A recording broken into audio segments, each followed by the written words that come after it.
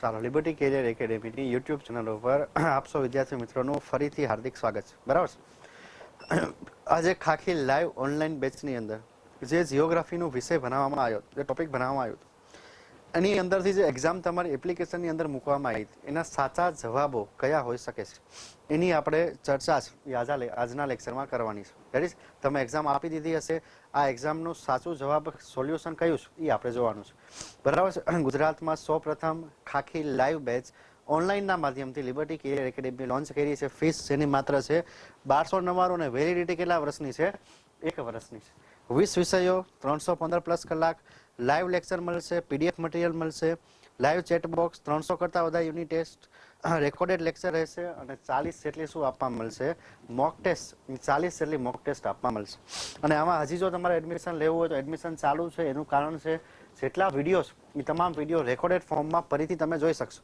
એટલે કદાચ જેટલા લેક્ચર પૈતા છે એના રેકોર્ડેડ વિડીયો એપ્લિકેશનમાં છે. તો હજી આમાં એડમિશન છે, ઓપન છે. ચાલો શરૂ કરીએ. જો કોઈ ટેકનિકલ તમને ક્વેરી આવે છે, એપ્લિકેશન ચાલુ નથી થતી અથવા અન્ય કોઈ એપ્લિકેશનમાં ક્વેરી આવે છે, તો આપણા ટેકનિકલ સપોર્ટ માટેના બંને નંબર 99090 18648 81283 81283 એના પર તમે કોન્ટેક્ટ કરી શકો છો. એડમિશન માટે શું કરવાનું છે? પ્લે સ્ટોરમાંથી એપ્લિકેશન ડાઉનલોડ કરવાની છે, કોર્સ સિલેક્ટ કરવાનો છે અને એનું પેમેન્ટ કરીને તમે આ એપ્લિકેશન છે, આ જે ખાખી લાઈવ બેચમાં જોઈન થઈ શકો છો.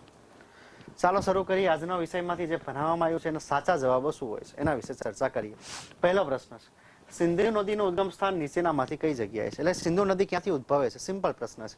4 ઓપ્શન છે: ઉત્તરાખંડ, હિમાચલ પ્રદેશ, તિબેટ કે એક પણ નહીં. તો આપણે જોયું તો સિંધુ નદી છે એનું ઉદ્ગમ સ્થાન કઈ જગ્યાએ છે? તિબેટમાં કૈલાસ શ્રેણીની નીચે છે.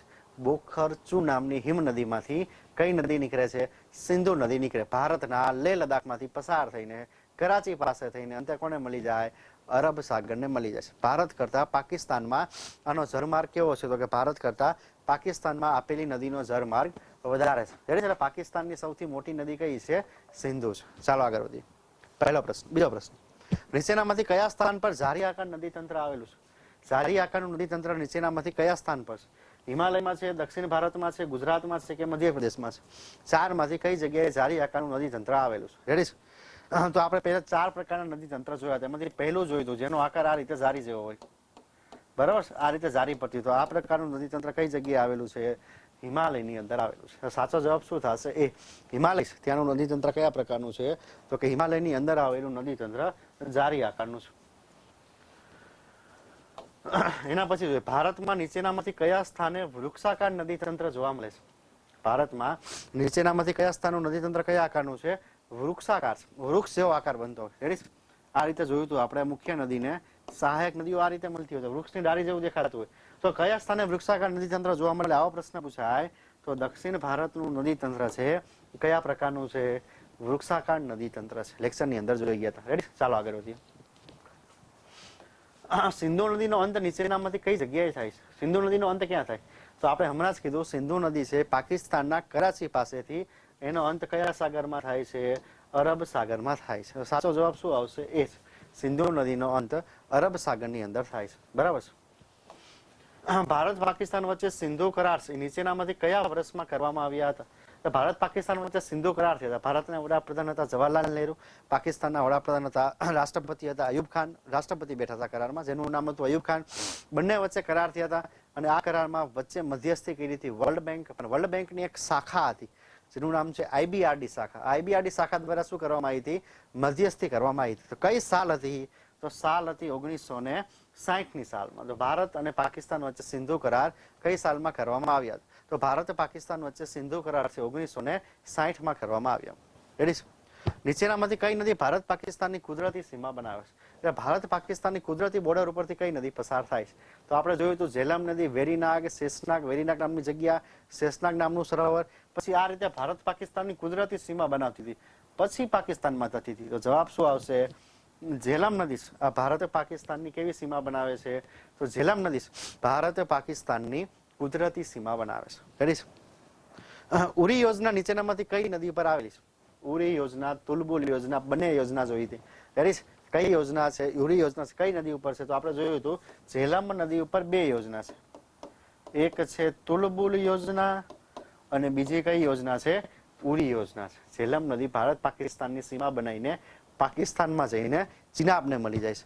તો ઉરી યોજના કઈ નદી ઉપર આવશે? તો કે ઉરી યોજના છે એ ઝેલમ નદી ઉપર આવેલી છે. બરાબર, કયા રાજ્યમાં? જમ્મુ કાશ્મીરમાં છે.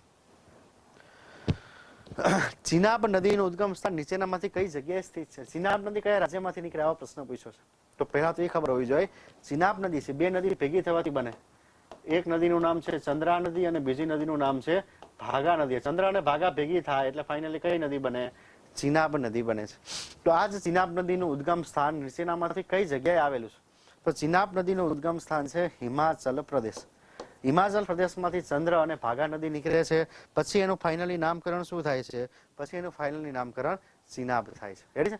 તો ચિનાબ નદીનું ઉદ્ગમ સ્થાન નીચેનામાંથી કયા રાજ્યમાં આવેલું છે? તો ચિનાબ નદીનું ઉદ્ગમ સ્થાન હિમાચલ પ્રદેશની અંદર આવેલું છે. બરાબર છે. ચાલો આગળ વધીએ. સલાલ યોજના નીચેનામાંથી કઈ નદી ઉપર છે? સલાલ, બગલીહાર, આ યોજના સેમ નદી ઉપર છે. કઈ નદી ઉપર છે? બંને યોજના સરખી નદી ઉપર છે. તો સલાલ યોજના નીચેનામાંથી કઈ નદી ઉપર આવેલી છે? ઓપ્શન છે સિંધુ, ઝેલમ, ચિનાબ કે રાવી. એ સલાલ યોજના છે એ કઈ નદી ઉપર આવશે? ચિનાબ નદી ઉપર કઈ યોજના આવેલી છે? સલાલ યોજના આવેલી છે. રેડી? એનાથી આગળ વધીએ. બગલીહાર યોજના નીચેનામાંથી કઈ નદી ઉપર છે? સલાલ પછી બગલીહાર. મેં કીધું બંને એક જ નદી ઉપર આવેલી. તો સલાલ ચિનાબ ઉપર હતી, તો બગલીહાર સિંધુ છે, ચિનાબ છે, ઝેલમ છે કે રાવી. તો કઈ નદી આવશે? તો કે બગલીહાર યોજના છે આ પર કઈ નદી ઉપર આવશે? બગલીહાર યોજના ચિનાબ નદી ઉપર આવે. સલાલ પૂછાય તોય ચિનાબ નદી ઉપર છે.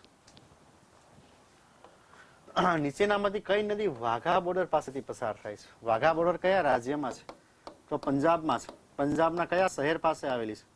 તો પંજાબના અમૃતસર શહેર પાસે કઈ બોર્ડર આવેલી છે? વાઘા બોર્ડર આવેલી છે. તો કઈ નદી વાઘા બોર્ડર પાસેથી પસાર થાય છે? આવું પૂછેલું છે. તો કઈ નદી વાઘા બોર્ડર પાસેથી પસાર થાય? તો રાવી નદી છે. આ કઈ બોર્ડર પાસેથી પસાર થાય છે? વાઘા બોર્ડર પાસેથી. ભારતનું અમૃતસર શહેર અને પાકિસ્તાનનું કયું શહેર? તો કે પાકિસ્તાનનું લાહોર શહેર કઈ નદીના કાંઠે આવેલા છે? રાવી નદીને કાંઠે આવેલા છે. રેડી? અને રાવી નદી વાઘા બોર્ડર પાસેથી શું થાય છે? પસાર થાય છે.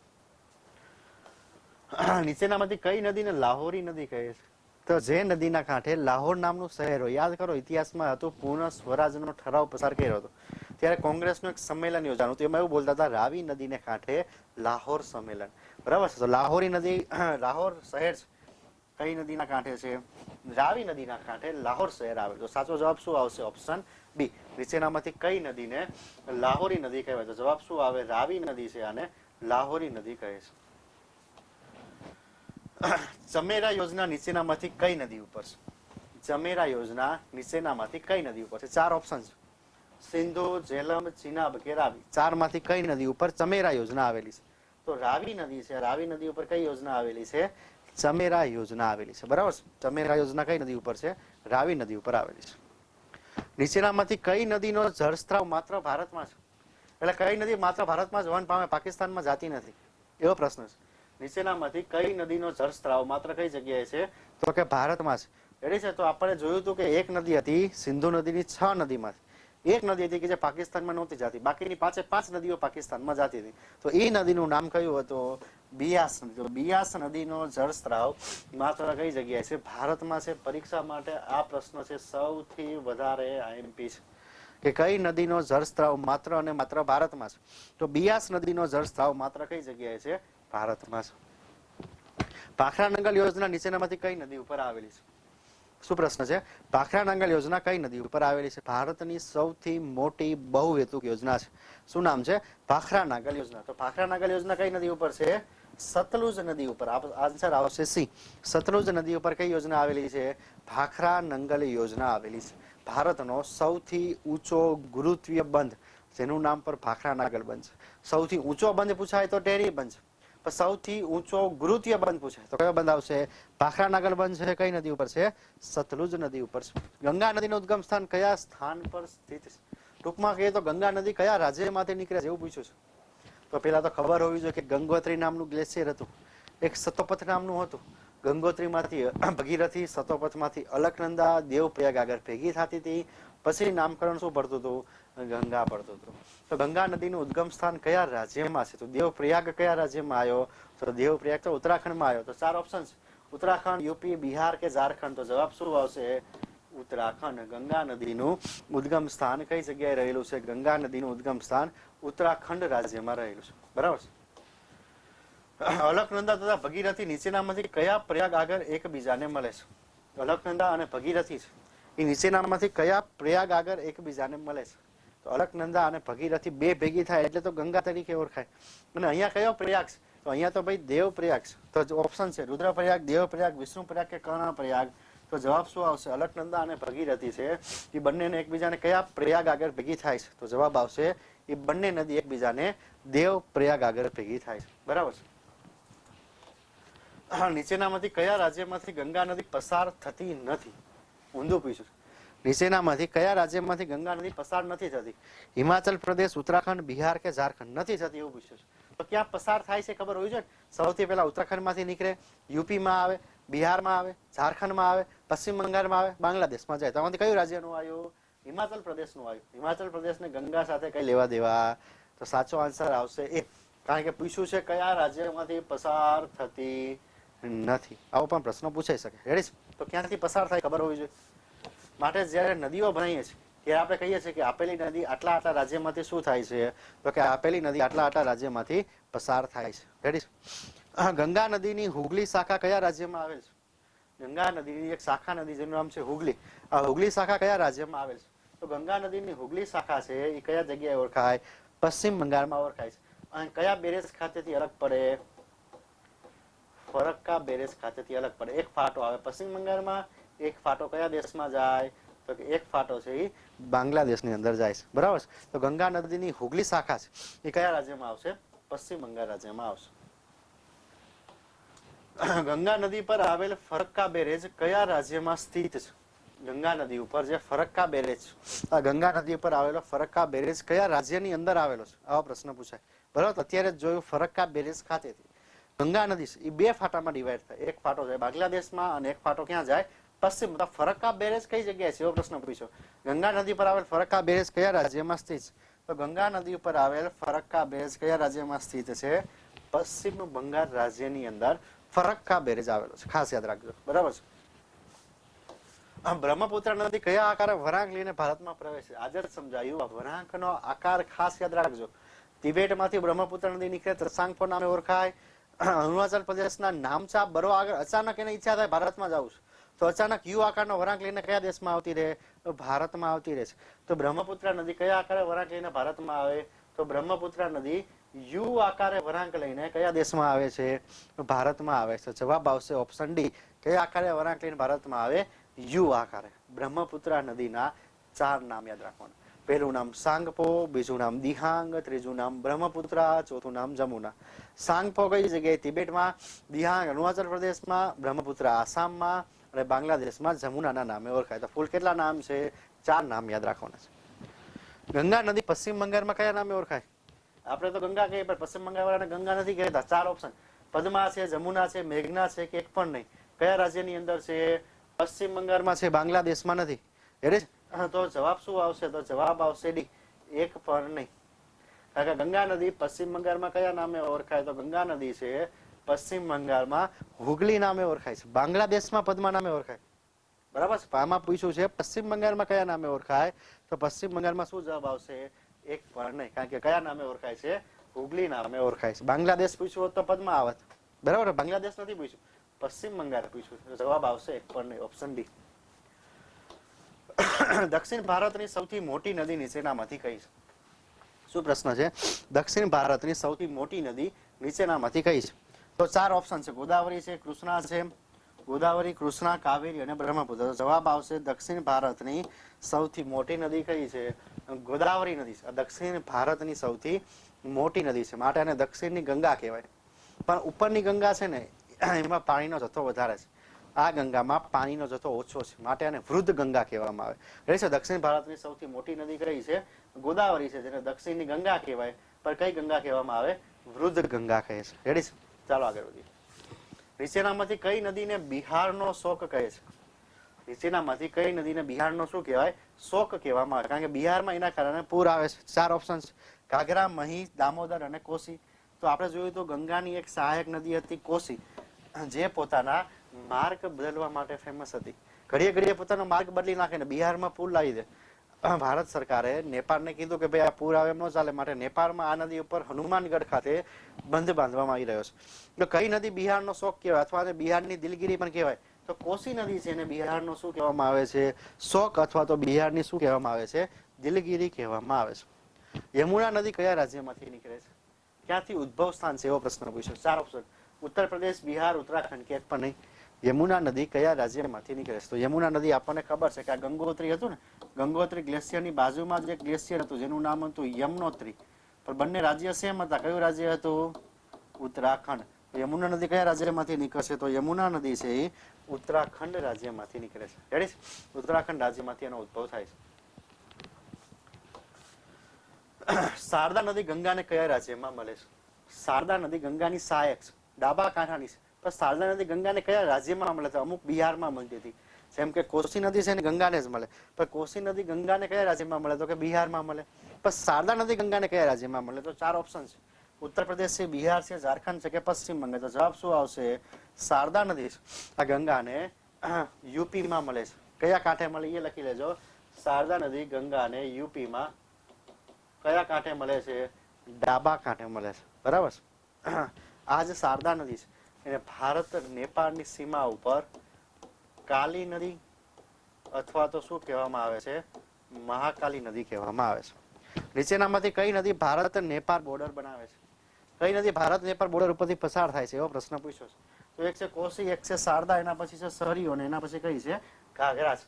કઈ નદી ભારત નેપાળની બોર્ડર બનાવે છે? ભારત નેપાળની બોર્ડર ઉપરથી પસાર થાય છે. રેડી છે? તો કઈ નદી આવશે? તો કે શારદા નદી આ ભારત નેપાળની શું બનાવે? કુદરતી સીમા બનાવે છે. ખાસ યાદ રાખજો, પરીક્ષામાં પૂછાવા લાયક પ્રશ્ન છે. કઈ નદી ભારત નેપાળ બોર્ડર ઉપરથી વહે છે? તો ભારત નેપાળની કુદરતી સીમા, જેમ ઝેલમ નદી હતી એ ભારત પાકિસ્તાનની કુદરતી સીમા બનાવતી હતી, આ રીતે સર્પાકાર વલણ પામતી હતી. એવી જ રીતે શારદા નદી છે ભારત નેપાળની શું બનાવે છે? સીમા બનાવે છે. ચંબલ નદી નીચેનામાંથી કોની સહાયક નદી છે? ચંબલ નદી પોતાની ખીર માટે ફેમસ છે. ડાકુ રહેતા હતા. ઘડિયાળ મગર માત્ર ભારતમાં ચંબલ નદીમાં જોવા મળે. ચંબલ નદી કોની સહાયક છે? સીધી ગંગાને મળે? યમુના, બેતવા, ગંગા કે સોન? તો ચંબલ નદી કોની સહાયક છે? ભાઈ ચંબલ નદી છે એ તો યમુનાની સહાયક છે. ખાસ યાદ રાખજો, મોટા ભાગના લોકો ગંગા ટીક કરે છે, પણ આ ગંગા છે, આ ગંગા છે, આ કઈ નદી છે? તો કઈ યમુના છે. ચંબલ નદી સીધી આવીને કોને મળી જાય?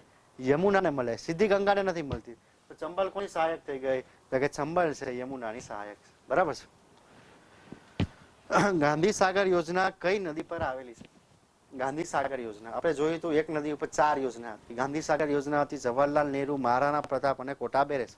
4 ઓપ્શન: બેતવા કે ચંબલ તો સોન, ચંબલ કે સોન. તો જવાબ શું આવશે?